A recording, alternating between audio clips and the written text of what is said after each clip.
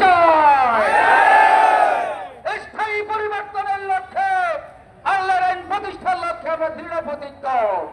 এই পর্যায়ে কথা বলার অনুরোধ করছি চরপেশনের কৃতি সন্তান, কেন্দ্রীয় নেতা, শ্রমিক কল্যাণ ফেডারেশনের কেন্দ্রীয় নেতা, ঢাকা মহানগরী দক্ষিণের, ঢাকা মহানগরী উত্তরের সম্মানিত সেক্রেটারি জনাব হযরত মাওলানা মহিবুল্লাহ, হযরত মাওলানা মহিবুল্লাহকে বক্তব্য উপস্থাপনের অনুরোধ করছি।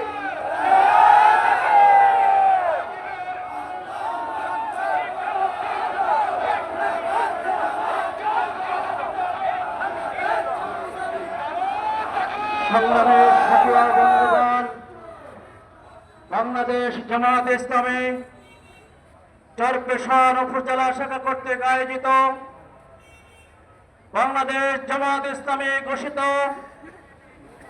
মাসব্যাপী কর্মসূচির অংশ হিসাবে আজকে জেলা উপজেলা পর্যায়ে বিক্ষোভ সমাবেশের সংগ্রামী সভাপতি বাংলাদেশ জামায়াত ইসলামী চরপেশন উপজেলার সংগ্রামী আমির